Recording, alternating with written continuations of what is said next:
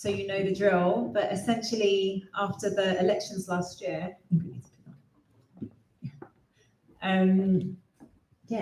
was like a lifetime ago in some ways. And because we had such a brilliant time together and we wanted to keep seeing each other, we created this monthly discussion, and we've had some incredible speakers come, and it's really about keeping this community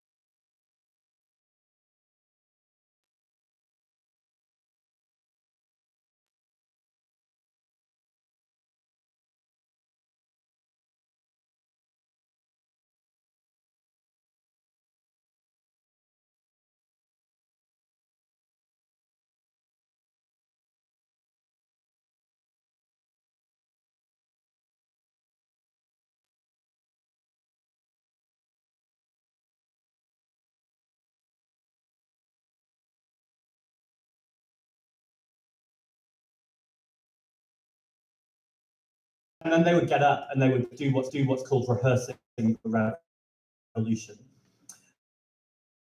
And I started to do this in London with migrant communities, the trans community at one point, and with disabled people.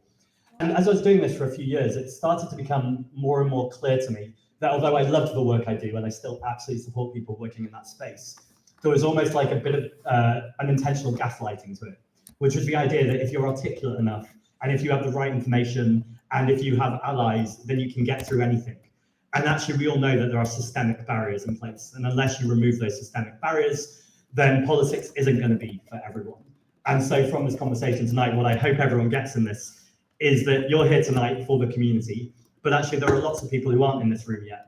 And politics should be for everyone, including all of those people who haven't made it to this room because either they think it's not for them or they haven't heard about it yet.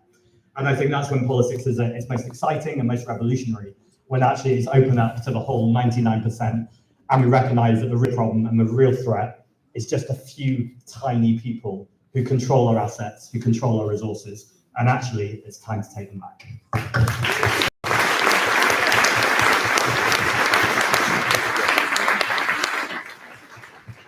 Thank you so much to everyone who's made it here this evening.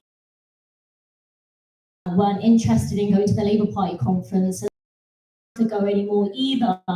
We're all here, and it's an absolute pleasure. When Faiza invites me to LSC, I turn up. When Faiza invites me to Chingford, I'm here too, because what Faiza represents, what we represent in this room, is a desire for a new way of politics, not a top-down party machinery that stifles dissent, that stops talent in our communities from coming through.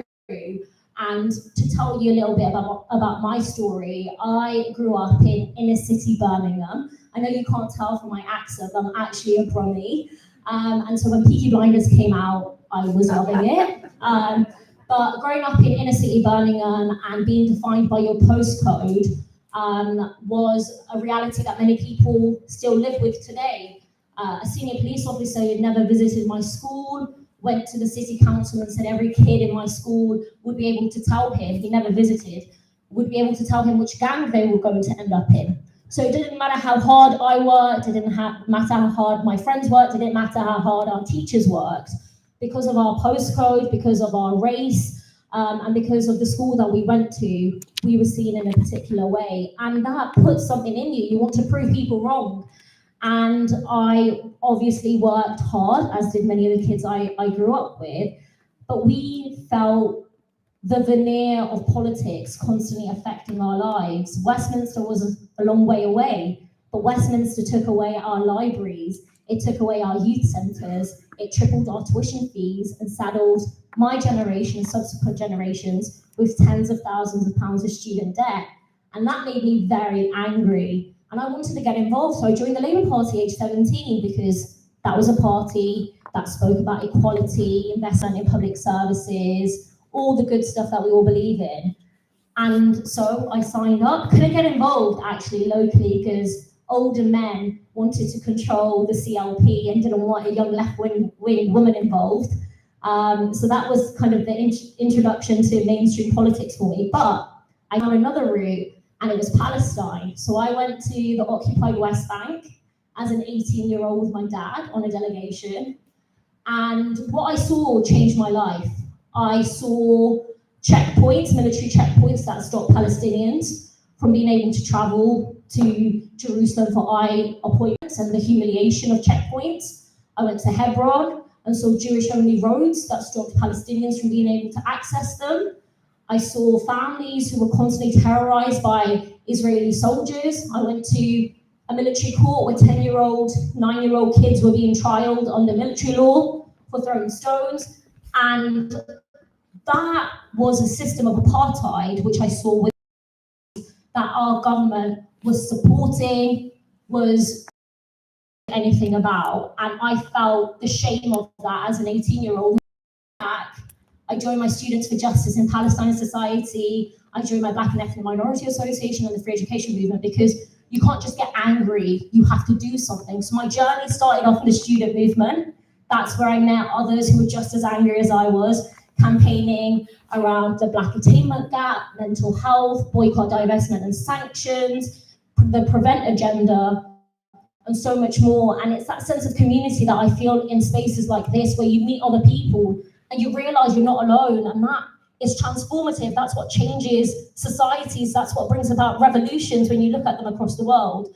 And so I got my hinterland, as some people might put it, was in the student movement that has been attacked and demonized, as well as the Palestinian solidarity movement. So my journey into politics was quite orthodox. And ever since I got into Westminster in 2019, under a Tory government, and seeing them strip away our rights, our civil liberties, and seeing a Labour government do the same. In fact, this Labour government is more complicit in genocide than the Tories were. They've sold more arms to the genocide on apartheid state of Israel than the Tories have. So shame on them, and shame on every single Labour MP who still refuses to call it a genocide. And I think that is what we are now dealing with in this country, where people have seen a televised and they're crying for something new. And I think that's the most exciting part of what we're doing here today. We are all, in our individual ways and collective ways, building that new type of politics. And again, thank you so much for having me here.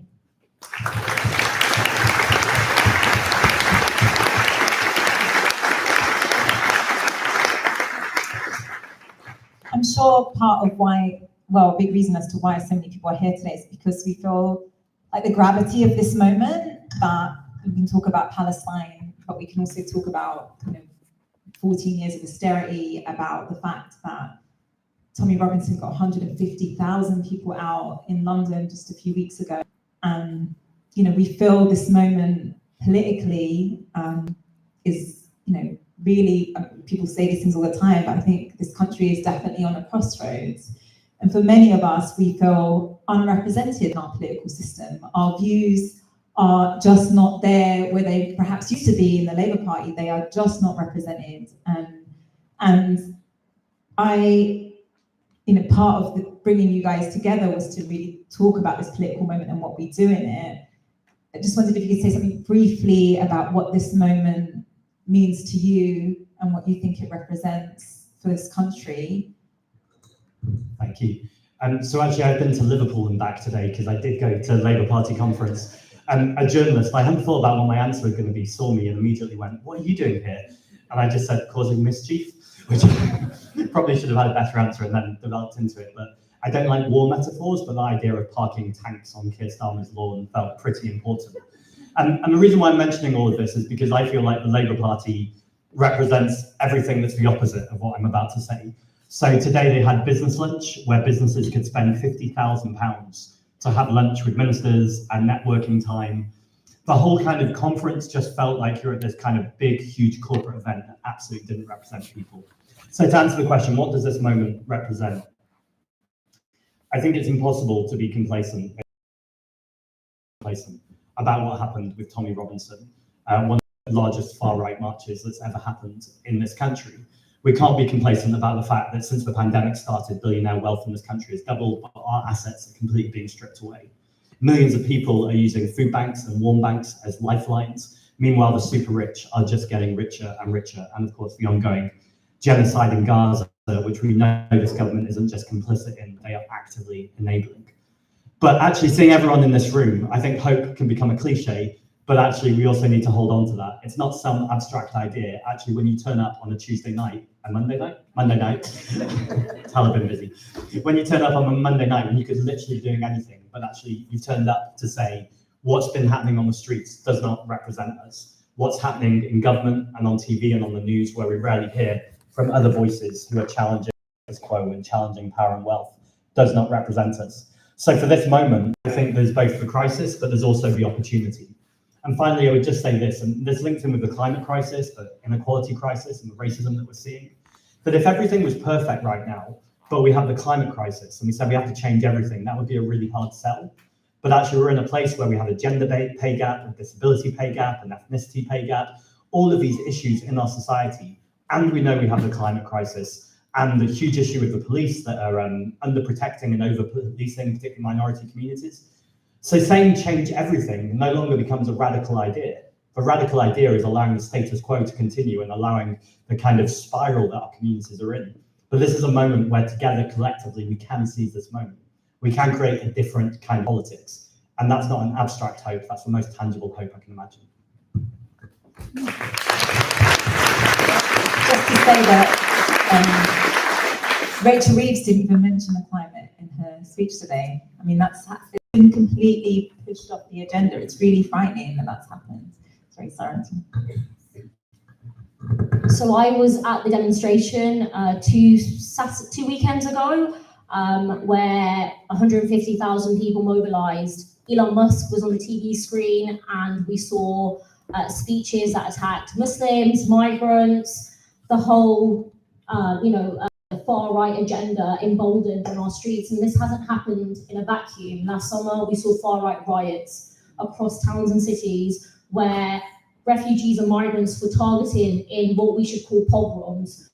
A hotel housing migrants was literally set on fire, and Keir Starmer refused initially to even call that racist. So we can see how we've got here. It's been decades of anti-migrant, anti-Muslim rhetoric that has been drip-fed on our front pages and from the House of Commons.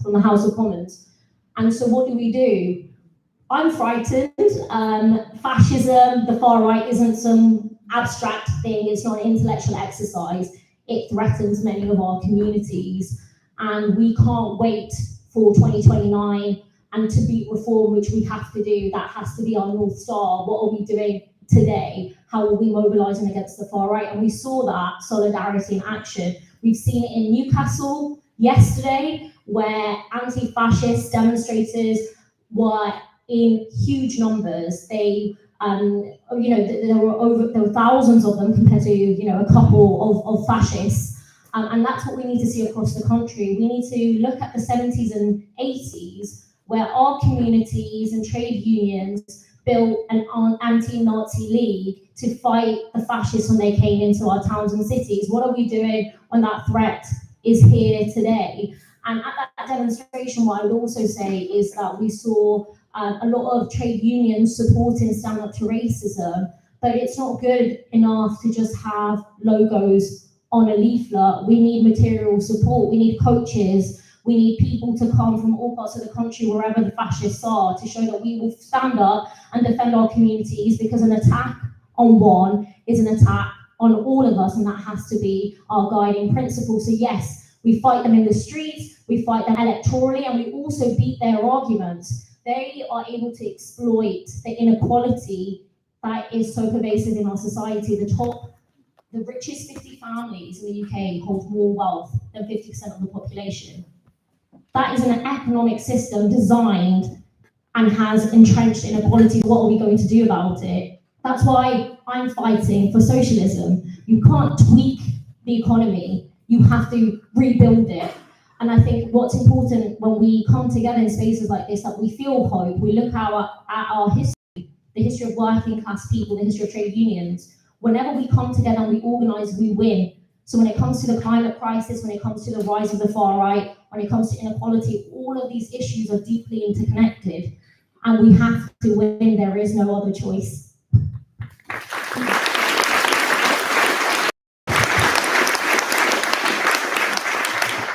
Yeah, I mean, it was something I went to, after that Tony Robinson march on the Saturday. On the Monday, I had to go on Politics Live. And right at the end, there was like 2 minutes left. She goes, "But 2 minutes, we're going to talk about the march on Saturday." And Fraser Nelson was there, and he said something about these were all not that line that they're not all racist. And then she went to the Labour and the Tory MP, and both of them also said there was lots of good people there, lots of decent people there. And I couldn't. Of course, you can say that not everyone there's a racist, but at the end of the day, I changed my plans with my son because I didn't feel safe going at that time. I went earlier in the day, and I just couldn't believe that that was their conclusion, instead of the fact that this is really a frightening time. And I didn't get really emotional to talk, and I just blurted out at the end of the show, it's like, this is why we're in this mess. But I mean, you feel so alone in those rooms. I mean, this is why when we meet once a month is like my favourite time of the month, because often I'm in these studios, and you'll know it, that the establishment voices are so stuck. They're so far from us and representing our views. I mean, I don't know if you want to say. The only thing I was going to add was Keir Starmer literally used words that we can associate with Enoch Powell when he said island of strangers, when he said immigration has caused incalculable damage to our communities. All of us knew exactly who he was talking about and who he was talking to. yet you saw nothing in terms of mainstream media holding into account. Most Labour MPs went on to the news channels to defend it, but we all saw that was speaking to fascism. And now when we think about the trajectory of this Labour government that has rehashed Tory austerity, prescribed a non-violent direct action group, Palestine Action, and people who are going out to defend our rights are heroes, they are not terrorists, and we should show them our solidarity because they are fighting for all of us.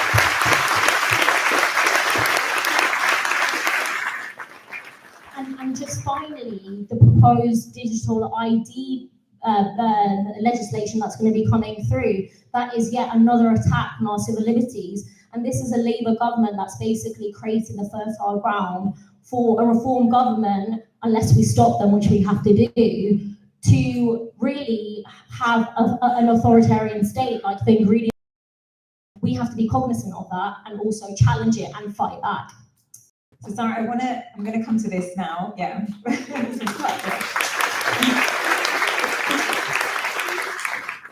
Because I know people in the room want to ask about what's happening with your party. And someone, I'm not going to point out who, actually I haven't spotted her yet, but came up to me in a coffee shop on Friday and said, is Zarah still coming on Monday? Because I want to ask her what happened. You know, of course, you know, it was what, over 800,000 people that were signing up. There's obviously huge appetite around the country for something. And of course, that's why Green membership is going up as well. But it's been a bit it's of a been a shit show. Just say it, Faiza. As Jeremy said, we have not covered ourselves in glory over the past few days, and the situation is deeply regrettable. And on the day where the membership portal came out on Wednesday, I was speaking at an event in Sheffield, and I apologise for the part that I played in that, and I've continued to do that every event that I've been, because people do feel disappointed and people do feel let down. And I think it's important to acknowledge that there has been, we as individuals involved in this have let you down, and for that I am sorry for the role that I have played in that. I think that's important to say firstly. The second thing is,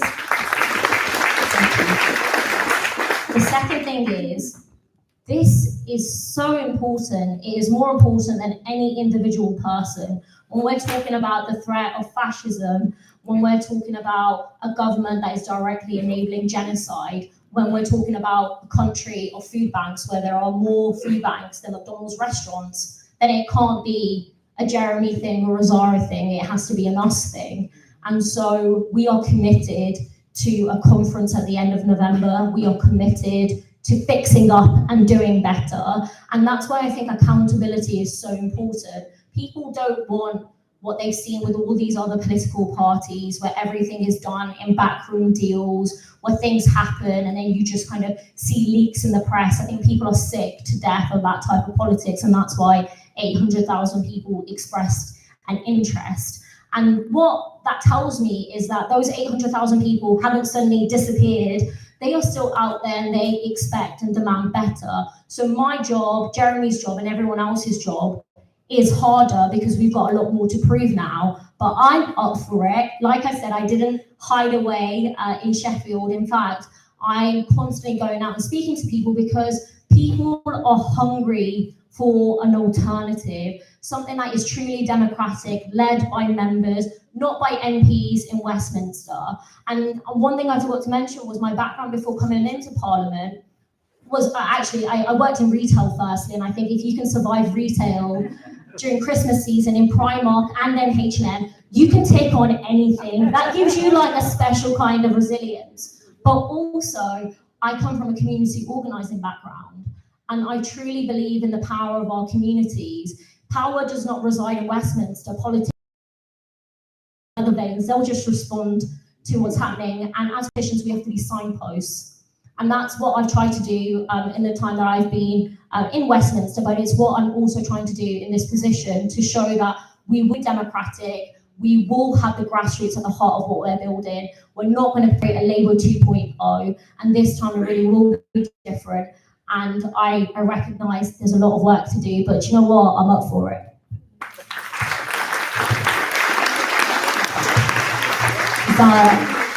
I beg to differ. I used to spend a few of my Christmas holidays working at Harrods, and rich people in sales, they would come in and hide their whatever fancy handbags the day before. They'd come in and hide it underneath things, and seeing people fight over Gucci shoes. I mean, and Zack, let's talk about socialism in contrast to Harrods. I don't think I'd ever really heard the Greens really speak about themselves as socialists until you really started saying it. And obviously it feels like the Greens are on a journey, and you know, I guess in the past it's sort of been seen as more single issue and more middle class. Just wondering if you could tell us a bit about the journey you're hoping to take the Green Party on. Thank you very much. I used to work in retail and then hospitality, so absolute solidarity to all of Or Harrods. It was in like a little corner shop actually, but still, people often say it must be difficult being a politician. I'm like, wait until you've been a waiter or someone who serves coffee and you've had to remember 5 orders. I also just, I know you've not asked me about your party, but I did just want to say, if I were in the same room. So when what was going on, I spoke to one journalist who asked me, what do you think about all of this? And I just stayed positive, and I said, I want to keep a conversation with Zarah and Jeremy open.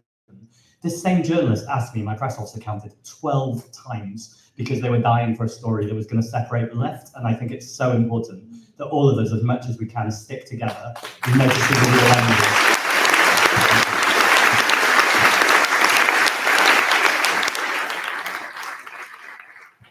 So the Green Party, before it was called the Green Party, used to be called the People Party. And I believe at its heart, it's always known there's no environmental justice without social, racial, and economic justice too. You can't be an environmentalist really with the deep inequality at the heart of everything. And this goes into history through empire and colonialism, where we pillaged the global south. It's obviously still going on in terms of inequality. When the global south, I heard someone say the other day, the reason why the global south cares so much about Palestine is because they're seeing their past, their present, and their future. Their past in terms of colonialism, their present with the genocide that still isn't ending right now, and their future, to tackle inequality, then their countries will be next too. And so we know all of these things are deeply interconnected. But that's also at the same kind of local and regional level too.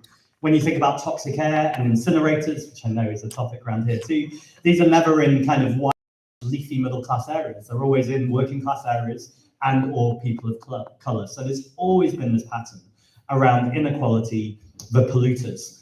And then I'd say the second part is what used to hold the Green Party back, I think, and the wider environmental movement, was this idea of carbon footprint, this idea of individual responsibility. Now, I don't want to be disingenuous with you all. In terms of green credentials, I'm vegan, I don't drive, I don't fly, but, and it's a big but, you can be an environmentalist and do all of those things, because all of those things come with the privilege and the choice that I have to not do those things. Now, if you can, I'd encourage everyone in this room to make the best choices too. But what we know is BP and Shell really got hold of this in the 70s by talking about carbon footprint. They were pushing individual responsibility rather than system change. So in terms of socialism, I think it comes right back to the Green Party, the environmental movement more widely, the left, the progressive movement. We need to recognize that it can't be about finger pointing. It certainly can't be pointing at working class communities and demanding that they pick up the bill for net zero. This has to be about the polluter pays, about taxing big business and making sure that wealth and power are doing the same thing, which is being redistributed.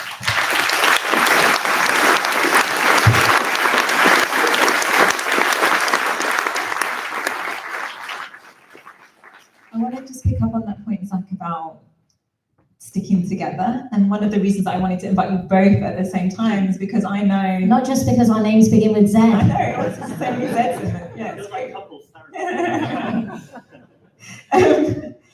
Yeah, so I know that it's a discussion with lots of people, that there's this concern like, oh no, is the left going to go up against each other? I'm not counting Labour in that, but we can talk about that in a minute. But how do you think we can kind of practically do that? Because it's brilliant to have you both here today, and like obviously like absolutely no resistance to speaking together. There's that sense of like, yeah, we should, you guys talk, and it's not as if we're enemies, but how do we actively make sure that we are not standing in the same seats and supporting each other? What do you hope that can look like? Noting that, of course, a lot of these are democratic decisions made by parties, but I think it is just a real concern that many of us have, that we don't split the vote and let in the bad guys. Sure, thank you. I'm going to give a shit sandwich to the room, so I'm going to say something you'll probably like, something you won't like, and then I'll end on something you like, hopefully. So the first thing, I'm actually stealing this from John McDonnell, because we were on a panel together recently, and someone said, are you two going to work together? And I thought, I don't know what I'm going to say, but he went first, and I was like, that's a good answer, I'll nick it. He said that it was too far out from the election to be talking about electoral coalitions, and actually what we're interested in right now is intellectual coalitions. And what does that mean? I think it looks like this. I think it's sharing panels together, sharing spaces together, and crucially this is, and we keep hearing tonight, and I think needs to keep being repeated, it's not top down, it's not about 3 people at the front of the room. I know we're going to get into more of a conversation, but it's about everyone's opinion in the room, everyone's opinion in the constituency, everyone's opinion in the country. I think that's the only way we're going to build grassroots power, is ultimately by empowering communities, giving them the resources, giving them the confidence, giving them the skills to keep building their power so they can be heard and seen.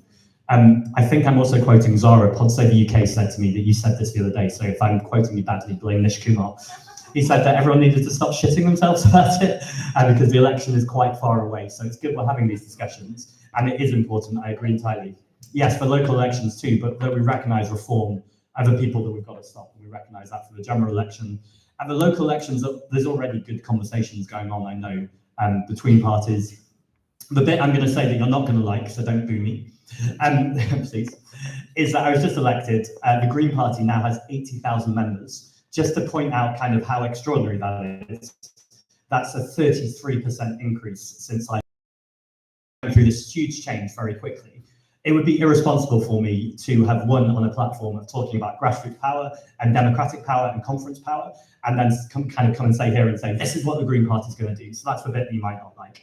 The bit I think you will like, though, is that I'm very open to those conversations. And I think there's going to be a really exciting moment in British politics where I and the Green Party turn to our conference and our membership, and we make votes about what that might look like. Your party potentially also turn to their membership and they make votes. And then it's this kind of ongoing discussion in public, which I think feels so hopeful, so different to how politics has been done before, which has been deals in back rooms. But actually it's an open conversation just like this one, where we work together. In terms of local elections, I know it's happening across London, in Hackney, for instance, where my colleague at London Assembly, Zoe Garber, is running for Mayor of Hackney. We had an action day yesterday, 430 people turned up, which is pretty phenomenal. But a lot of those people also came with the Hackney Independent Socialists. So there's a kind of a real kind of fusion of working together, hey Penny, working together in that group. And I think that feels really, really hopeful too about what the future of a different kind of politics might look like.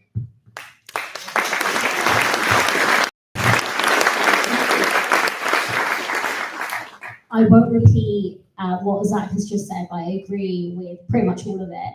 All I would add is that I am not afraid of speaking up if I think that things aren't being done in the interest of members, communities, democracy. And for me, the threat of a reform government is so serious that I literally left the Labour Party to create a left-wing party. I'm not here to just, twiddle my thumbs. I'm here to build a grassroots collective movement alongside many people in this room and outside of this room. And you have my commitment that the party that we're also building is going to have that as its North Star. Obviously, this is a long-term project with some short-term goals, and stopping reform, working with the Greens, working with anyone else has to be part of that. That will obviously be decided democratically. But I make no bones about the fact that Farage is who we're going to have to stop, and all of us are going to have to put egos and everything aside, because that's the most important thing for 2029. And obviously local elections before that are being dealt with independently in local areas. But my priority is sorting the party in terms of its processes and its structures. And then I think the power has to be with you. You have to hold us to account. It can't be just taking politicians' words for it. As you know, many of them lie. They literally lie, and they get away with it. Hold us to account. Demand better of your political representatives, and fight the fight that we are all committed to.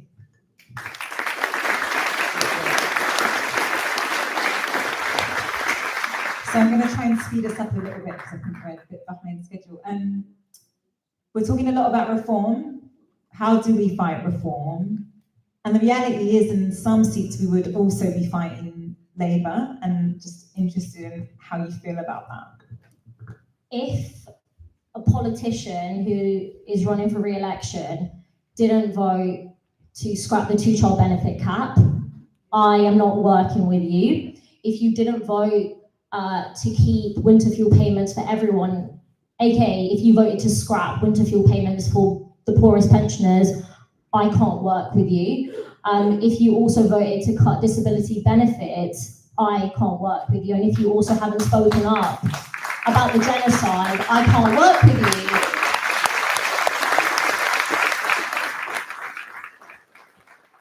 We have to have red lines, otherwise are we going to work with people who have enabled austerity, who are complicit in genocide? Are we going to work with the likes of Keir Starmer and David Lammy, who I think should be in The Hague on trial for complicity in genocide? I think those are serious questions that we should ask. Obviously, what I've just said is a personal opinion, and things will be democratically decided by our members. But I'm not shy to tell you that's what I think, because I've seen the way decisions have been made in Westminster, and it's all about political will. I've been campaigning for universal free school meals for many years, and this government could have made it universal, but instead has extended provision of free school meals. But universality, again, has to be a key principle that we're fighting for, that no one slips through the safety net. So I will work with people who are committed to ending austerity, ending privatization in our public services, ending the genocide in Gaza and holding those to account who are complicit in it. And so there is a pool of people I'm happy to work with. We just have to be honest about who we're not willing to work with in this fight against reform. And I'm looking forward to seeing who those partners will be.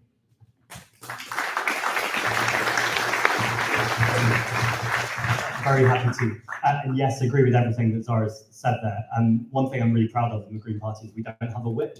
So actually our MPs are free to vote on their conscience.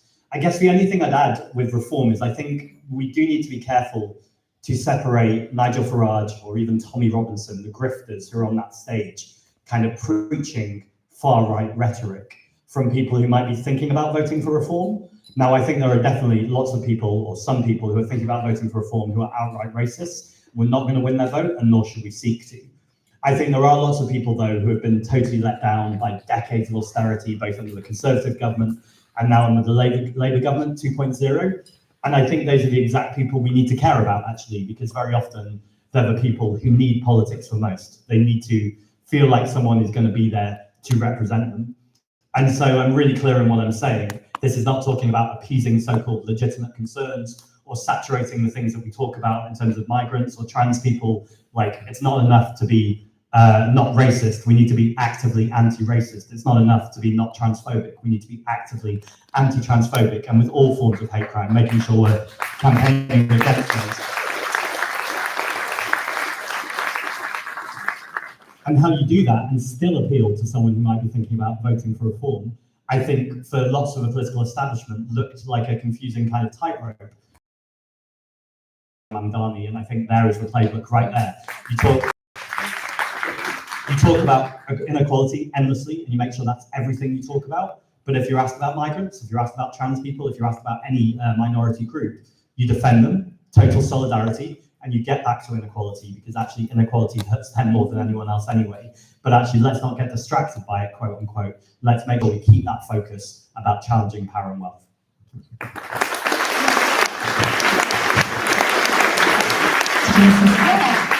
I think we have to make people's lives better. We're talking about their material conditions. People's living standards are incredibly low. There are millions of kids living in poverty. And so the way that we beat reform is by making people's lives better. We need to have better paid jobs. We need to have better run, better funded public services. And only through that, we can talk about hope, we can bring people into a room, but unless we deliver and improve people's lives, they're not going to vote for us. And I think wherever socialists, progressives have power in local councils, in mayoralties, they have to make a difference to people's lives, and they have to feel like progressives, lefties, socialists, whatever term you want to use, obviously I would say socialists, We have to make people's lives better, and that's how you stop the far right exploiting inequality and poverty, because they're being told the reason why your child can't get a school place is because of a migrant. The reason why you can't get a hospital appointment is because of a Muslim. The reason why, you know, all of these issues that you are experiencing in your day-to-day life are because of all of these minorities. And every day the scapegoat can change. We address that by improving people's material conditions.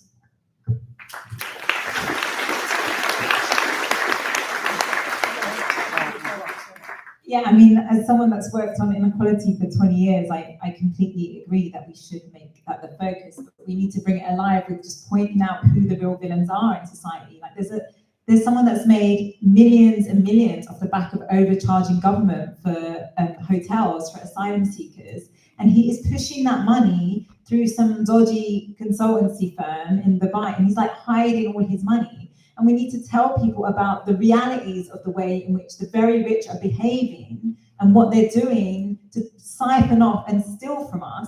The thing I was saying at a rally recently is that my dad moved here from Fiji 60 years ago now, I mean, literal paradise. And, you know, of course he came here and experienced a lot of racism, but even as a car mechanic, he was able to buy a house. You know, in those 60 years, things have so dramatically changed in this country.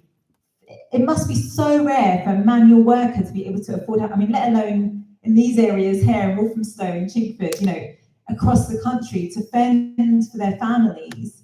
And that is, you know, part of this is a masculinity crisis, right? That's why you see these people out there. And that is, of course, economic, but it's really important that we also in there weave in an idea of British identity, because people aren't just rational economic beings. They want to feel part of something. They want to feel part of a community. They want to feel proud of their country. And so, yeah, I guess that's also my call about how we go forward in our storytelling and in what we promise people. You might want to reflect on that, but I just have another question before we take a short break, is that in this room, and I look at so many people and recognize their faces from different places, either speaking to them on the doorstep or them to try and win this constituency, and incredible talent, Casper, who I met at his primary school when he was 10 years old. I mean, just so many incredible people in this room, and it's really community and connection that also really breaks that hate and the ability for people to divide us. The more that we get a chance to know each other, and this is proven in the economic papers as well, connection theory, the more we get to know each other, the more we understand that we care about the same things. We're worried about the same things, and that, you know, we are all in this together and we have far more in common, as they say. What is it when you talk about grassroots, and you both talk about grassroots, you know, it takes a lot of work over the years we've been building this community. What does it look like for you, and how do you hope to support it in your perspective, Faiz? Thank you. I want to reflect on both things, but I'll do it quick because I know we're running out of time before the break. I think one area that reform is really weak on, and we need to endlessly go at them on, is their corporate donations. And on the day one of being the leader of the Green Party, I went straight to Clacton because I thought I could go somewhere where I could go, you know, or I could actually go find people in the street. What's really interesting though is I went with an amazing guy called Adam, who released a video today you might have seen, where he's with Palestine Action, and he's saying to the police, "I support a genocide, will you arrest me?" And they're refusing to arrest him, freedom of speech, while they arrest the people around him. You check it out on Greenpeace, he's amazing. But anyway, we went to Clacton, and the video we really wanted to find was someone who'd voted for Nigel Farage, who's still like Nigel Farage. We have a discussion, and then by the end they joined the Green Party. I was like, no, it's the perfect video. I genuinely, and I mean this, I was with a journalist for 4 hours, could not find a single person who voted for Farage and was still going to vote for Farage. They were all absolutely furious that he was over in America slagging off this country. Now, before it sounds like a dream, lots of people had voted for Farage, didn't like him anymore, but still hated migrants. So there was still a huge amount of work to do there. But it was interesting how quickly people are turning against reform. 2.3 million pounds of their donations, that's 95%, have come from oil and gas companies. When I challenged Gawain Towler, who's the head of communications, about this on Sky News, he got really flustered. And then he turned to the host and he was like, one thing I'll tell you about Zack is he's a fighter, which is because he just did not have an answer for it. And I think we really, really need to hold reform to account on that. And I think your alternative story about patriotism is really important, particularly again around renewable energy. We have British wind, British sun, we can lean into that too. Nigel Farage is not a patriot. Patriots don't want to see their community centres closed down because they've committed austerity by giving money to the super rich. Patriots aren't happy to see a genocide, or comfortable with seeing a genocide. Patriots aren't happy when Donald Trump is putting tariffs on this country to not criticise Donald Trump. So I think it's really important we both claim the word patriotism from him and the word populist as well. Nigel Farage isn't a populist. Populists believe in the 99% versus the 1%. Nigel Farage is a man of the people, supposedly, but he's actually a man of the wealthy people. He's literally there to protect the 1%. Anyway, to answer your final question, thank you.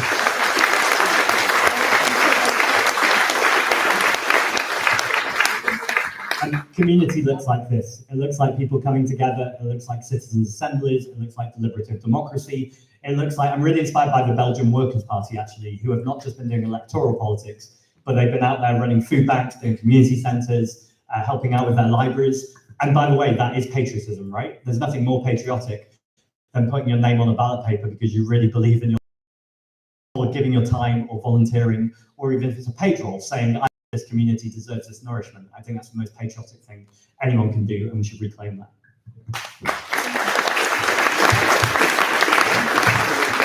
Also, on Pod Save the UK, I was asked how many Union Jack flags I have, and I was worried that you were going to ask me the same question. I don't have any. I have several England football tops that I proudly wear, and it boils a lot of piss because people are like, a Muslim woman loves football in England, just doesn't make sense to them. But I think the questions around patriotism are interesting. I think what we have to tell is the story of our country, the story of our communities, the stories of our neighbours. And what I find is often when people are trying to talk about immigration, it'll be, well, we need doctors and nurses from all across the world. I think there's a much better story to tell, the story of London, the story of Chingford, the story of Coventry, where we are enriched because of migration, where our neighbours and our friends and our colleagues introduce us to new cultures, new languages, stories and experiences, and we are all the better for it. I don't think we need to get into the economic value of individuals. We tell our story the way that we want to tell it, and I think the point that Zack made about the way Zarah's doing it, he's not saying this is American values or this is the American dream. He's telling the story of New York, and people fucking love it because that's what they know. Those are their neighbors and those are their stories. How do we use that for our context? We don't need to copy the Americans. I mean, I went to New York, it's lovely, great food, great bagels, great halal trucks and everything. But we've got a very good story to tell here. And I think that's what we need to do. We need to reclaim a lot of these issues, but I don't think that we are suddenly going to be, wearing flags and saying that we really are the patriots, because I don't think anyone's going to believe me if I say that. But I do think there's like a really exciting story to tell. And I think that is the challenge for all the comms experts out there and all the storytelling I think we deserve to tell. We should tell our story in an authentic, genuine way. And I think people will relate to that.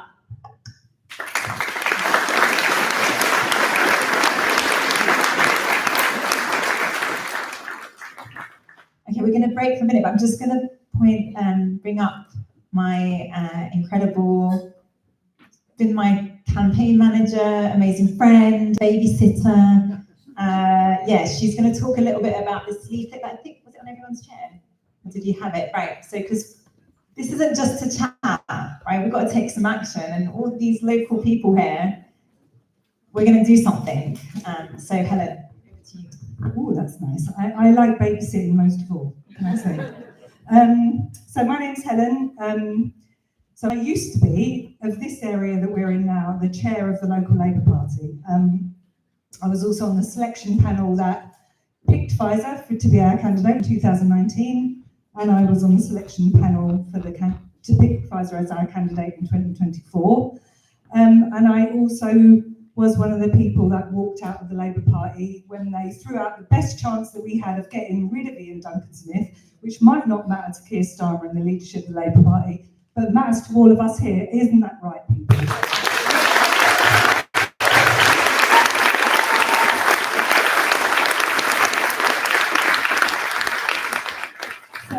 Locally here, we all know that we have got issues facing local people. We've got Whips Cross, which is crumbling and needs redeveloping. It's a much-loved hospital, but it needs money pumping into it.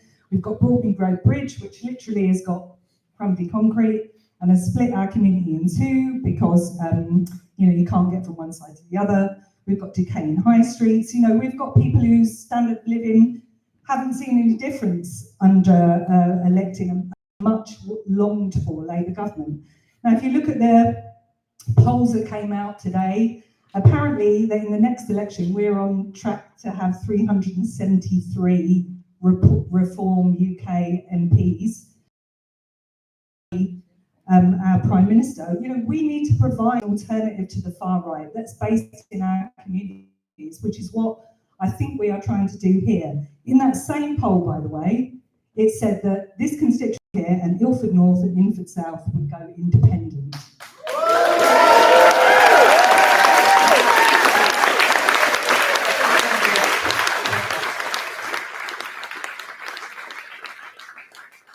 I'm not prejudging anything or putting anyone on the spot, but we kind of know we need a good candidate for that one. Anyway, this leaflet is on your chair. On the back of it is a QR code. Big things are going to have to start happening, but they start from small places like this. Just the last thing I'll say is you're in the Sylvia Pankhurst Hall. She was a local resident for 40 years. I think she'd be jolly pleased to see you all here. So tea and coffee in the corner. And water, and help yourself to biscuits. Have a little chat with each other, and then we'll come back and you can ask questions of our panel afterwards.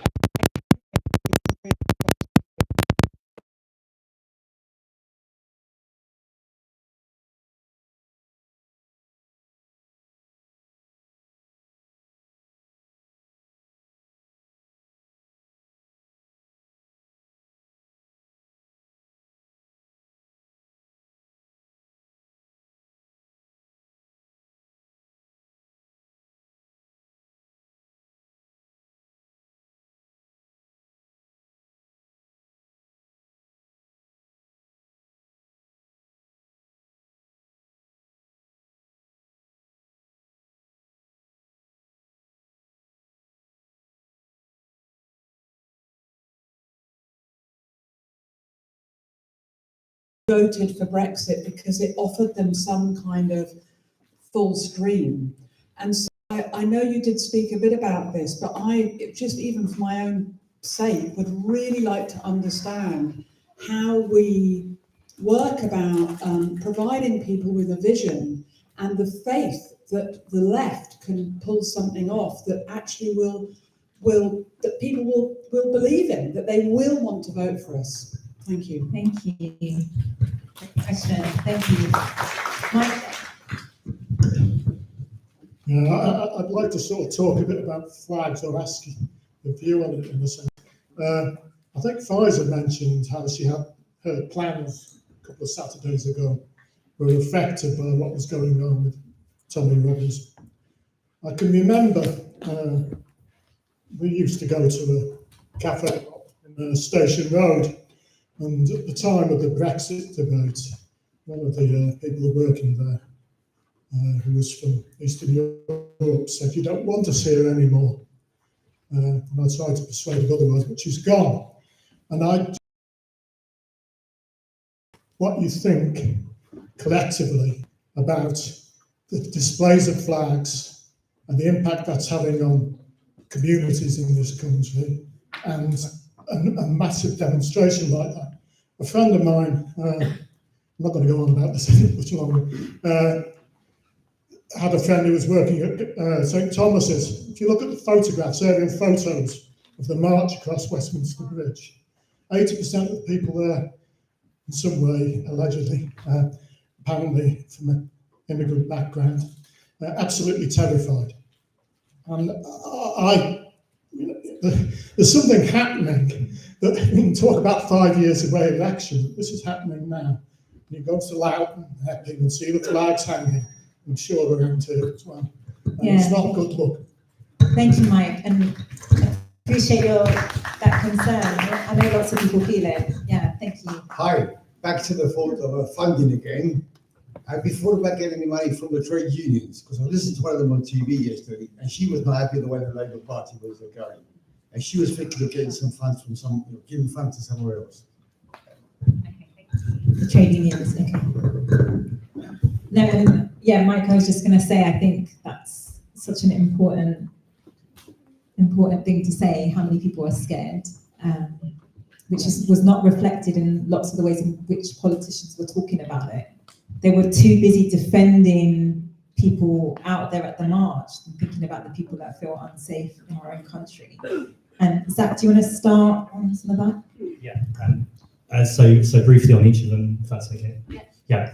So on Brexit, I often think about that moment during the Brexit debate where a politician was saying it'll be good for GDP, and the woman in the crowd shouted, "Whose GDP? That's your GDP." I think more widely, without me going off on a huge tangent now, so I'll be very brief, we need to break down what I think is one of the most insidious metaphors in this country, which is that a national economy is anything like a household budget. And we hear constantly this idea of needing to balance the books, but actually we know that every pound that you invest, ultimately there's something called spending multipliers, which means that you're investing that more into the economy, particularly when you think about things like the NHS, a more healthy population is good for your economy. Now, I really reflect on what Zarah said earlier, which is really important. You often hear these arguments with migration. There's 150,000 vacancies in the National Health Service. You hear people talk about food, music, art, and culture that migrants bring here. And I'm always like, yeah, but what about basic humanity?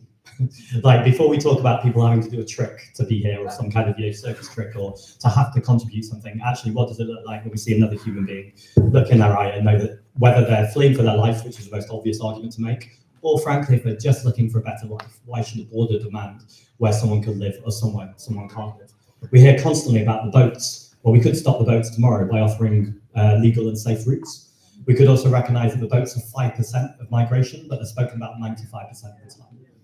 I think your point is really well made, though, on the Brexit debate, that you can talk about all these things till you're blue in the face. If you don't get the narratives, if you don't hit people in the heart, it won't change things. Because if someone fundamentally feels like their society or community is not being invested in because it's not, and a group of people have been pointed at to blame, that's a really, really strong metaphor.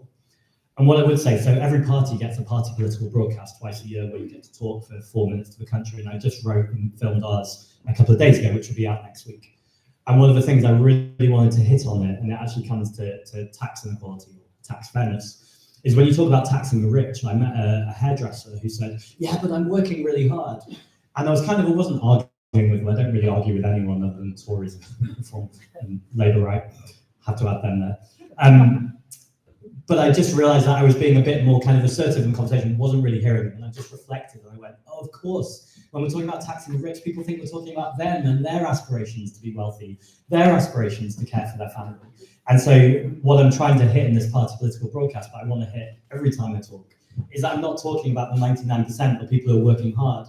I'm talking about people who are making, not earning, making more money in their sleep than this entire room. In fact, this whole borough could make in a lifetime, people are making in one single night's sleep. And that inequality is the problem at the root of everything.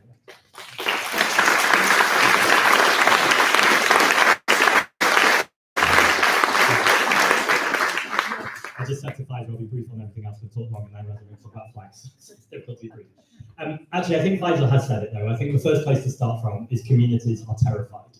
And the first thing we have to do is recognise that fear and not, as politicians, kind of dismiss that fear with the talk of legitimate concerns. I think also in the same breath, we need to recognise that flags mean different things to different people. And if someone wants to wave a flag because it's a football game and they're being genuinely patriotic, I do think that's totally acceptable. I don't think anyone would disagree.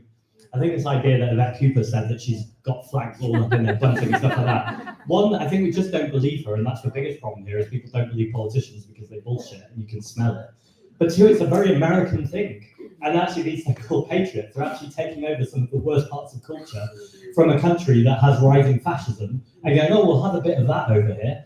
Well, I think patriotism is actually fighting that back. We've done it before and we'll win it again. But I think it's about recognizing when people are using flags to intimidate, when people are using flags to divide, that is where there can be no space for negotiation. That is not acceptable. And I think, again, as Zara said earlier, when they come for one of us, they come for all of us. And as a Jewish person, I recognize that anti-Semitism and Islamophobia are two sides of the same coin. I also recognize that when they come for migrant and minority communities, there isn't nuance there in separating people together. We've got to stick together, and the only authentic response is solidarity. On the third question, I'll be brief on trade unions. I think this is an incredible part of everything we're talking about grassroots communities, because ultimately that's exactly what the trade unions are, right? They're workers finding their collective power and saying we can work better together in solidarity to make demands of our bosses, to make sure that we're owning means of production, to make sure that we're pushing for a better life for our families. And so, I mean, my obvious answer is, of course, I want trade unions to affiliate to the Green Party, but you'd think it's because of money, but actually that's a reason. Every political party always wants funding. But I think much more important is the story, because actually I think any person in the trade union, any worker, should be talking to their trade union leadership right now if they're still affiliated with the Labour Party and going, what actually are we getting from this arrangement? We're literally being spat in the faces, essentially, metaphorically. We're seeing wages aren't going up, we're seeing living standards go down. When you think about creative workers, for instance, the TUC Trade Union Congress had a deal for collective bargaining for creative workers. And then Keir Starmer and Peter Kyle sold them off at the quickest possible moment to the tech bros. And I think the best person to quote, I was on Laura Koonsberg with Elton John, and Elton John just said, Peter Kyle's a moron. His words, not mine.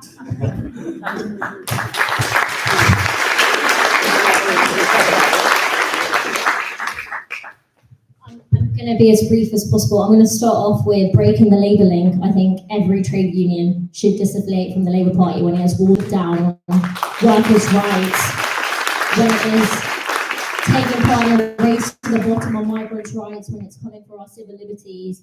I don't know how any of that aligns with trade union values. And if you're involved in a union, push disaffiliate motions. If you're not involved in a union, join a trade union and push disaffiliate motions in that. And I think if Unite did that, I think that's a great move, because it shows that trade unions aren't just going to be there for a Labour government that is basically ushering in fascism. I think trade unions need to stand up, and I think we need to see stronger leadership from our trade unions on that. And I think unions who also have members in defence companies should look towards Italy and Spain and other parts of Europe where trade unions are mobilising to stop weapons being shipped from their ports. And I think we have to do better, because we're getting up.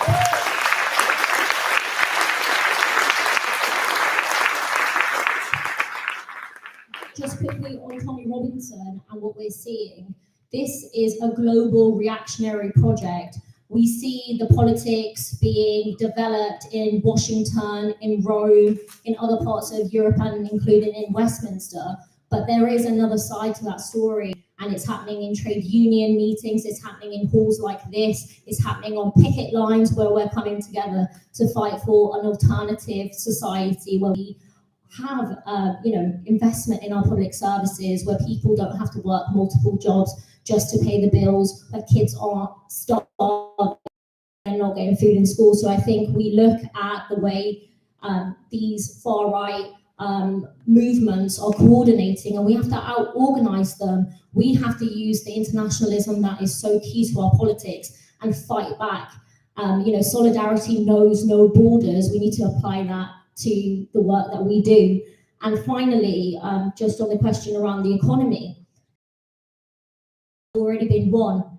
The majority of the British public back our utilities, they back wealth taxes, they back investing in our NHS. All of these issues, we don't need to win the argument, we just need to win power. And obviously with that comes the fight with the mainstream media, who are owned by billionaire owners, oligarchs, and so forth. So the lessons that we need to learn from the past 10 years is you cannot give these fuckers an inch. They will come for us because we're here to fight for our communities. We're here to fight for our class, and they're going to throw everything at us. So are we going to try to be friendly with them, or are we going to resist that and organize in our communities rather than thinking Murdoch is going to let us into power? I think we're not going to get that. I think that's really important. And the other thing I would say is we have to be honest about what we're trying to do here. We're not here to tweak the system. We're saying democracy in society means democracy in our economy. What does that look like? It means nationalizing our utilities. It means workers having the control of the wealth that they produce. So right now we have companies, let's talk about energy companies, who are paying billions in profits to shareholders.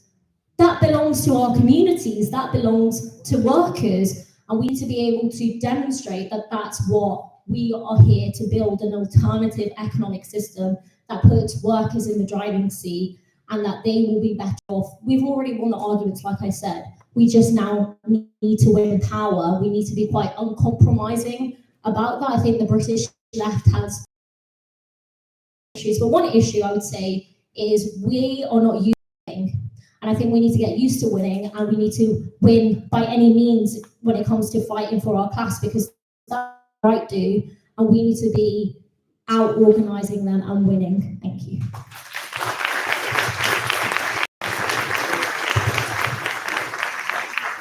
Somewhere like here, we know we can do things differently because we did it differently last year. We had 4 weeks, we got 12,500 votes. I mean, that is possible. And it really, even though, of course, I was out there saying we could do really well, on the night when they were counting the votes and there was just piles of votes with like a cross next to my name, and not, Labour Party or Conservatives or whatever, just a person that represented something to people here, a lot of these values, we came so close in such a short period of time. And so that should always give us hope that we could see what was possible in that. How many people in that moment, people I didn't know, had my back. People said, even Aaron Jones, he called me and said, Faiza, most people don't know who their MP is, you'll be lucky to get a few thousand votes. And he supported me.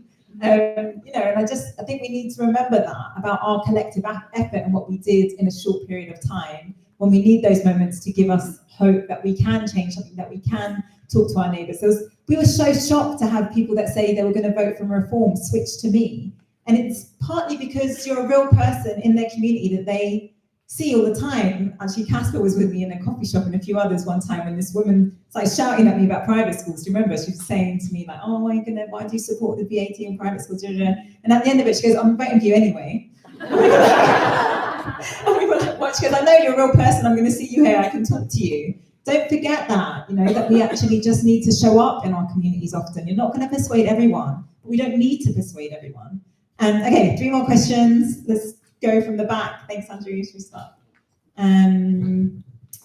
There's Three at the back, like a woman, and then Hi everyone, thank you. Faiza, you just touched on this now. I'd like to hear from Zack and Zarah on this. How do we convince the masses that it's not about individuals like Jeremy Corbyn, Zarah, Sultana, Zack?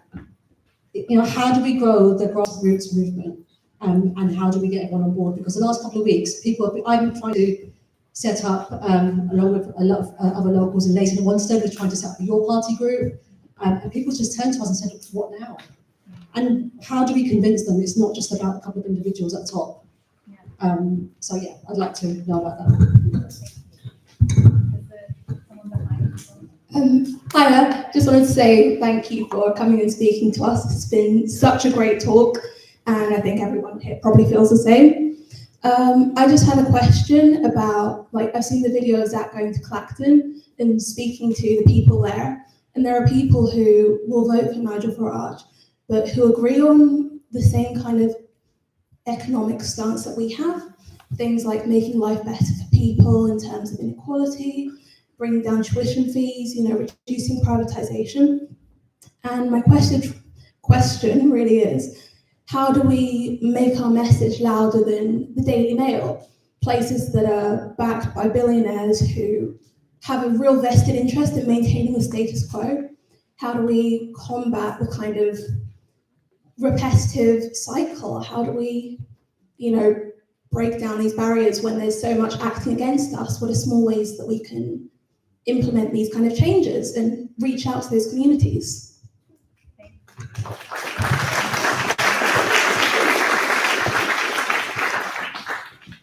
Thanks so much, and yeah, thank you, Zack and Zarah, for all the inspirational kind of answers that you've given, and thanks to the team for organising such an inspirational event.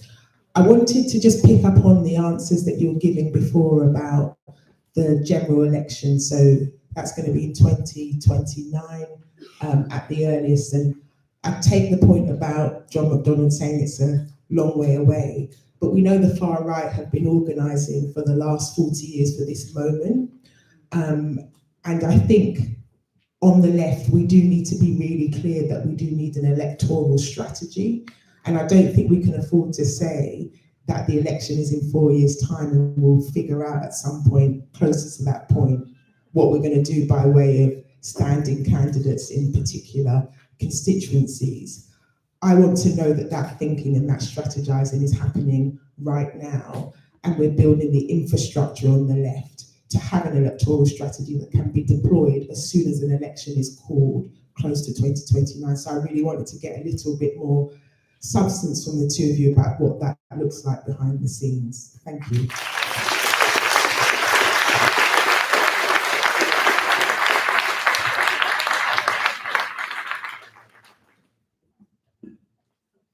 Sure. Okay, let's just keep going first if you didn't want to. So the first question, I was going to avoid saying this tonight because it's so kind of partisan and I'm loving the cross-party of it. So if you just allow me to get it out for 5 seconds, I'll answer a question. I just love Faiza and Zarah to join the Green Party. I just think they're really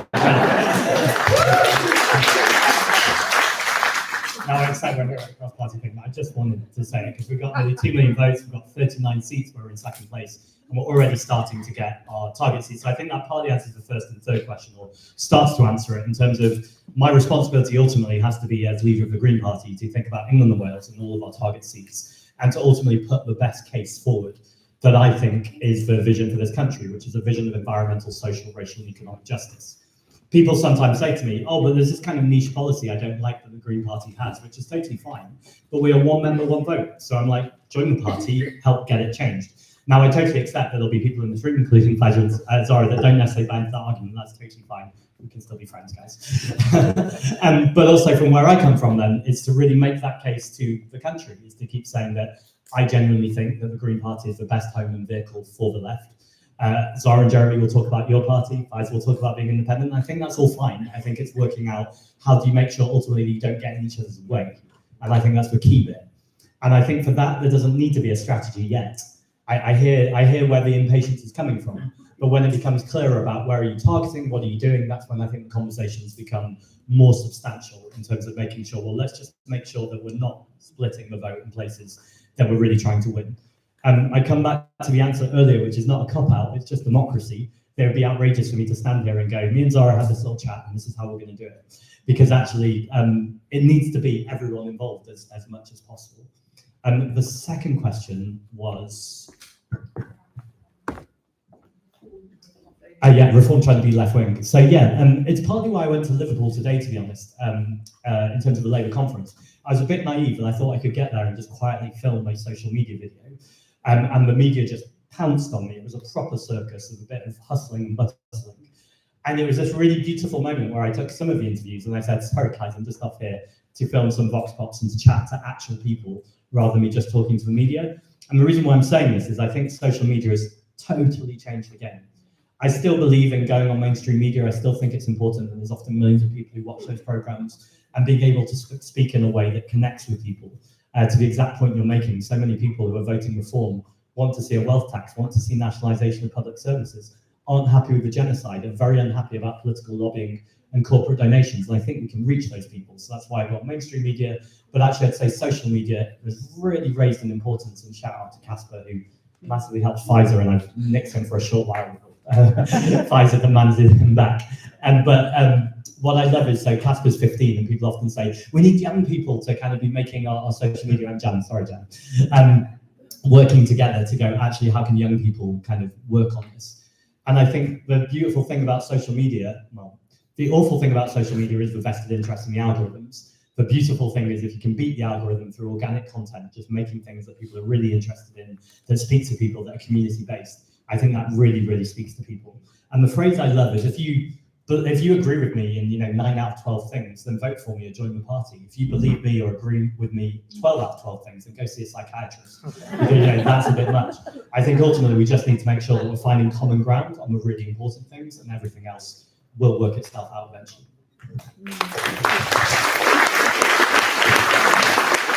Again, just to be clear, so we can get more questions in, there is no shortcut to what we're doing. The forces that we are fighting and what we're trying to do is going to take a lot of work. And so whenever I go to events, I'm like, it's not good enough just coming to one of these meetings. What are you going to do afterwards? How are you going to bring more people to the next meeting, the next door knock, the next action that is held locally? And crucial to this is obviously a strong comms social media strategy. But sorry, you can't get out of talking to people and knocking on doors. And we're going to have to knock on millions of doors up and down the country. And some people, yes, are going to slam that door in your face, but that's okay, because someone else will have a really good conversation with you. And we need to be having, in community organising, we call those persuasive conversations. We need to be training people. We need to get people having those chats where someone tells you the root of all of their problems is migrants. And we have to say, well, where did you hear that from? Do you know that's not true? What issues do you care about locally? And build campaigns like Helen was talking about Whips Cross and all of those other local issues. At the heart of this is uniting people who really care about their community, who really care about their kids, their local area, and how can we win? And the key to that is door knocking, mass canvas sessions, and there is no shortcut to that. The other thing I was just going to add about reform cosplaying as lefties, they will do that because, as we know, the policies that we all support are very popular. Now, they're not going to come out and say, we want to privatise the NHS because people tell them to fuck off. But what they do is, if you look at their voting record and how they vote against workers' rights, how they vote against anything progressive, you will see exactly who these people stand for. And it's like Zack was talking about, the donations, the people who went to the Reform Conference, and the fact that Richard Tice in Israel right now, government defending them. So this is also a party that and hold no one to account. And I think we need to be highlighting those issues with reform, but also talking about our politics. And just a final question about working together. We're here today and we're telling you that wherever we can, we will work together. There will be a strategy. And I think one thing that's really important is usually it's done in backroom deals and so forth. We need to make it open, we need to be transparent. And this has never really been done before. We need to also recognise that. And I think some of the issues that we've got with the party as well, this is a once in a lifetime historic moment. It's never been done before. There are always going to be issues. We have to be honest about those. There needs to be good faith. We need to acknowledge people's intentions who are getting involved in this, and I think that's really important. But the fight against fascism, I think we look to France and look at the Popular Front against fascism, and we learn lessons from our European comrades and we apply it here. Today is one of many meetings. I'm actually with Zack at the World Transformed next week, and we're going to be, I imagine, speaking at a lot of things, including we've done Palestine panels, I think Stop Trump as well.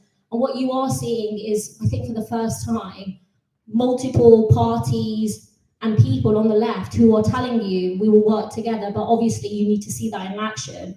And I think hold us to account, like I said before, local elections will come, mayoral elections will come, the general election will come.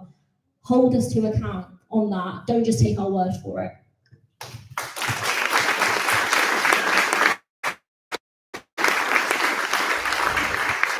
And we probably shouldn't say this out now because we're probably breaking a rule, but at the peak, there was about 230 people in this room, and there was how many? There's 225 online, is that right? A bit more, right. So, I mean, that's more than 500 people that can hold us to account there. Okay, let's take a last round. I'm going to ask you to be quick because we don't have loads of time. Pat, here, do you want to take, oh, is Rose want to say something? Yeah, of course. Rose is a local councillor for this very area. She also left the Labour Party in protest. What happened to me, and she was also terribly treated by Redbridge Labour. So give it up for Rosa.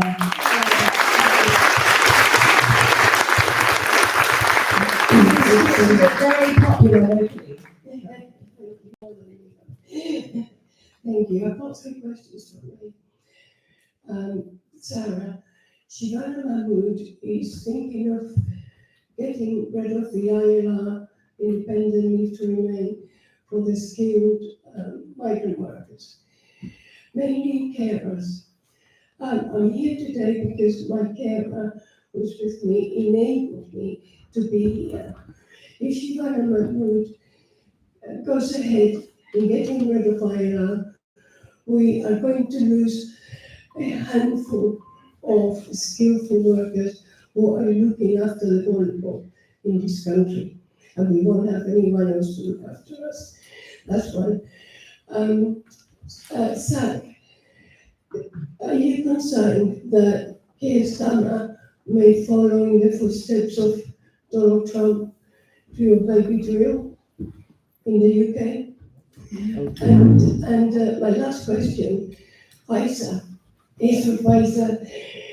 I was listening to Rachel Reeves today, and she made a statement that the UK has the strongest economy of the G7. Is she telling fibs?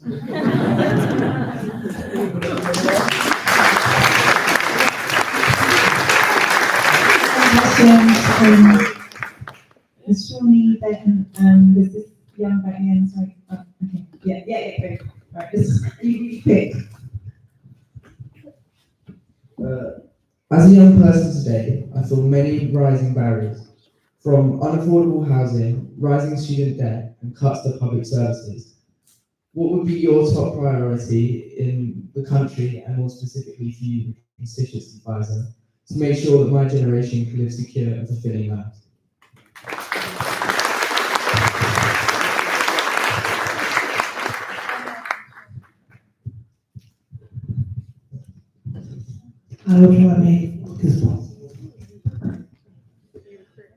Sarah's already touched upon this on regards of your party. There has been a lot of disappointment on regards of the different emails, which has sparked a lot of confusion and worry that this key opportunity for the left will fall apart before it was even created. I, like many other people, want this to work, especially with the rise of the far right and reform threatening our human rights and way of life, along with the threat of nuclear war and climate change.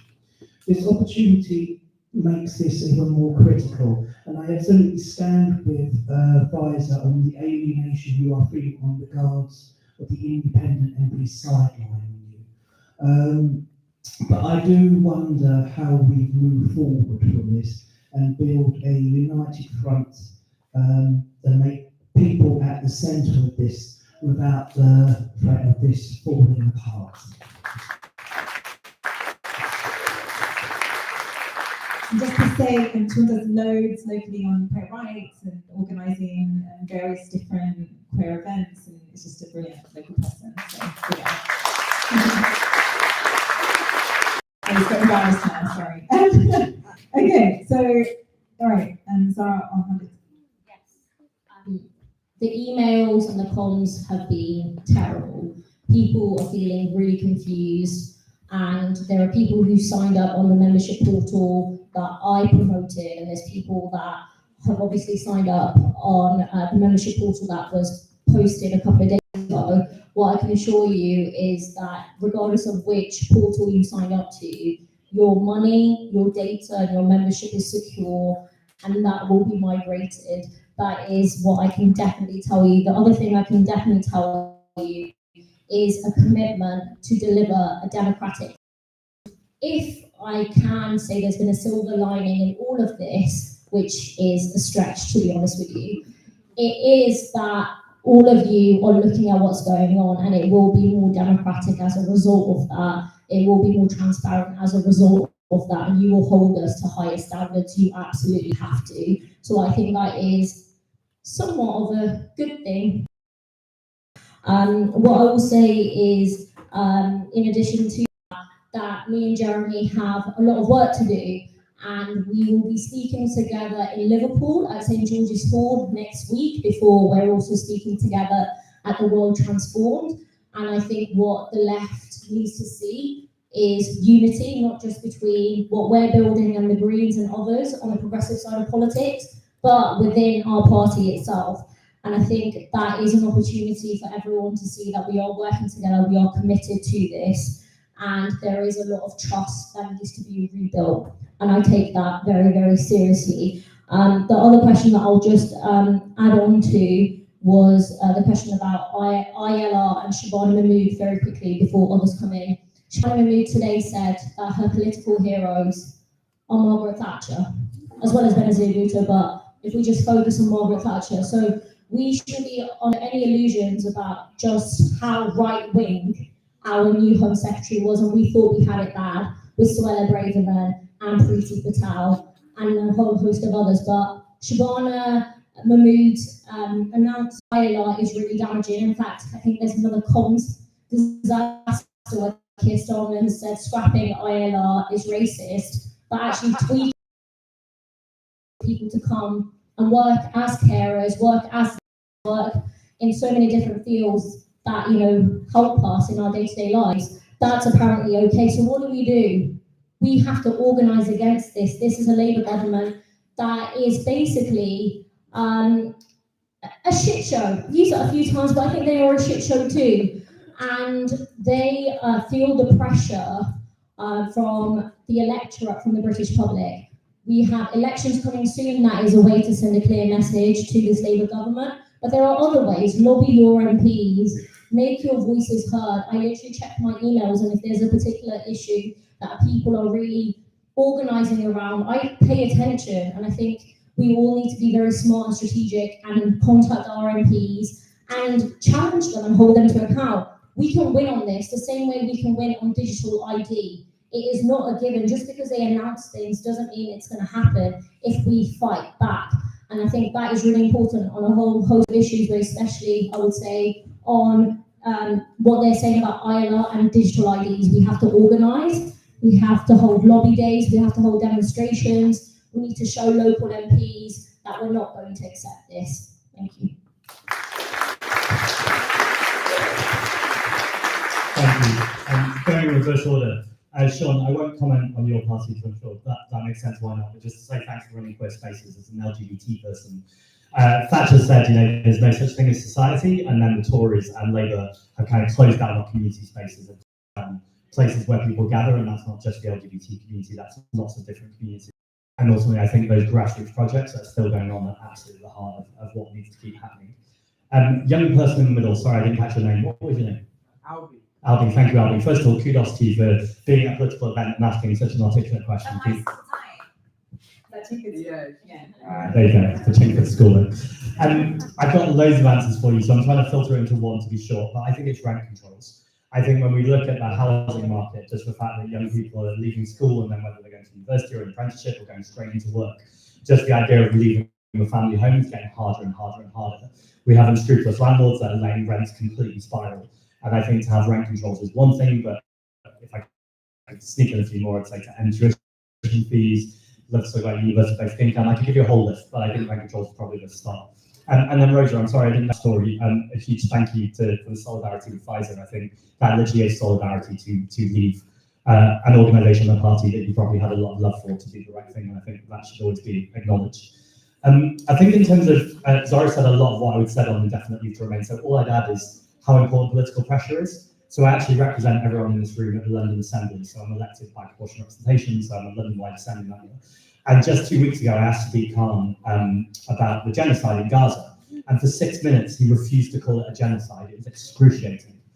2 days later, we're on a panel together, I'm about to speak, and before I can get in, he says, what's happening in Gaza is a genocide. And I think that's a demonstration of what the left can do. When actually we hold that political pressure, when we hold people to account, we can shift it down before we even get to elections. So there's been a lot of talk tonight about impatience, and I get that, but we can be doing this work right now that can be pushing Labour to better positions, if not the right positions. Indefinite leave to remain is also another example. The fact that that's even a public conversation is terrifying for so many people. And I know it's not good enough anymore to say this isn't going to happen because we're going to beat them. Just the fact they're even having that conversation, where Donald Trump goes today, Reform goes tomorrow, and the Labour Party legislate on a few weeks later. We've got to break that chain. On drill, baby, drill, absolutely. I'm terrified of where this Labour government are taking the climate crisis. It is, quite frankly, sociopathic behaviour to keep selling our children and our grandchildren down the river. We've got the Rosebank oil field, that's kind of that conversation starting up again. We're seeing aviation expansion, despite the fact that the own independent committee on climate change, the government's independent committee, says that aviation expansion is incompatible with net zero. And to combine it to everything we're talking about tonight, yes, it's about the climate crisis, but even more so, it's about the inequality crisis and the cost of breed crisis. The only reason they're doing these things is because they don't care about those communities around. They don't care that they'll have more planes, more noise, more emissions, more toxic air. The only thing that this government care about is the vested interests. The fact that the aviation companies and the local businesses or big businesses around there have their ear and they're doing what they say. And the only way we're going to beat that is through community power, doing what you've done tonight and making sure this Labour Party are terrified at the ballot box and they're more scared of us collectively than they are of reform.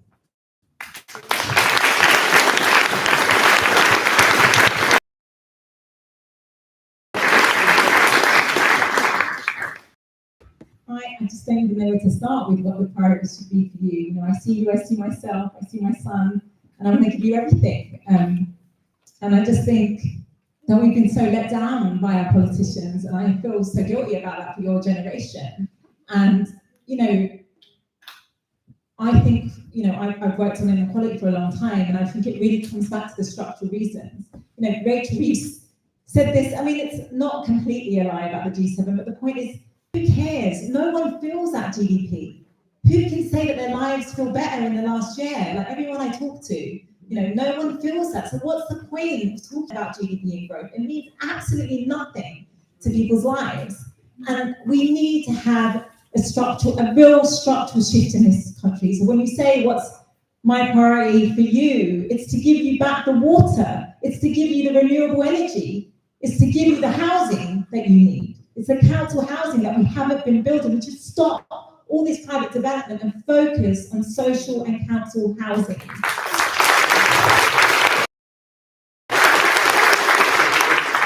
And you deserve that. And you deserve all the action that we need on the climate as well. You deserve a democracy by representatives that speak to you, that represent you, that understand you, that aren't just someone that is, you know, parachuted in, that doesn't sound like you. That is how our political system works, and it's absolutely not acceptable to many of us. And that's what this is about. The fight is now, and we've been already having this fight. Can I just stopped for a moment listening to Zarah and just think, I feel so much power in this room. And they like to think that we have no power, but we do have the power in this community to make a difference. And I've seen it happen. I've seen us mobilize. I've seen us do surprising things. I've seen us, Chingford and Woodford Green, where my mum, when pregnant with my sister here, got, stopped in the street with my dad by a bunch of skinheads. My dad had to punch them out, literally. Select a Muslim woman that grew up with you and have 12,500 people stand with her when the Labour Party did the wrong. We are so lucky to have Zarah and Zack with us today, but they are lucky to be here too.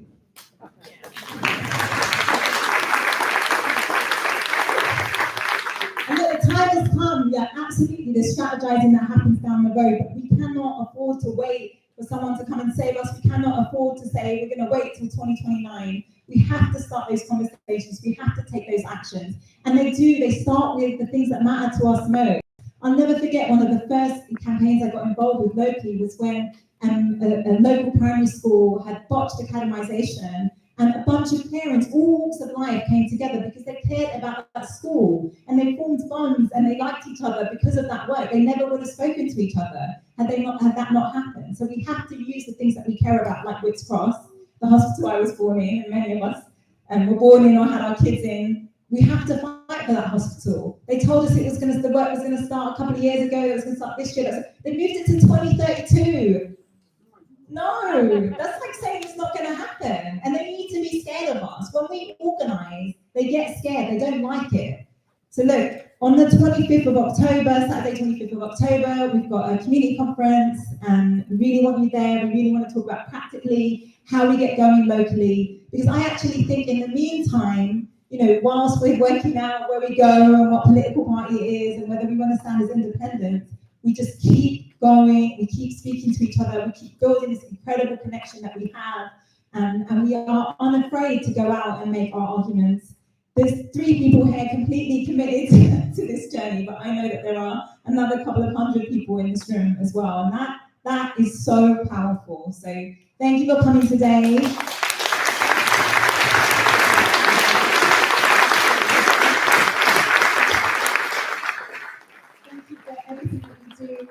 In this community and elsewhere, for coming out on the Monday night and organising babysitting, and even bringing your babies and your little kids and running our local shops and sorting out the YouTube on your lunch break. And it's an incredible thing.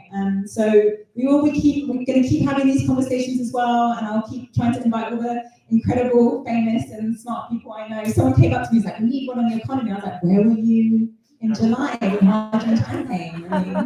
You've got to keep watching that mailing list, and please do come to the conference on the 25th of October.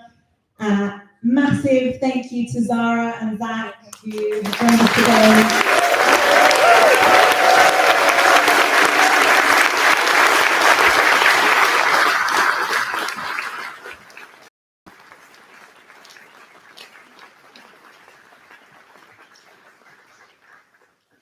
Still so much hope, and thank you, Zarah, for just coming and being authentic and being honest and saying that sorry. I think it means a lot to people here. And Zack, and both of you, thank you for the positions you've taken on Palestine and for continuing to fight for us everywhere you go. I just had Zarah around for dinner, and while I was making some food, I was just thinking I don't know what I could cook for you to show you my face, but and I've given Zack some dal to take home. And still Pakistani, I still say thanks for food. I can't invite you all over there. Okay, so we're going to see each other soon, and we have to get out of here quite quickly, right? And we probably need some help with the chairs. Okay, I'll let Nick say it. Just to say thank you again, and see you very soon. Keep in touch.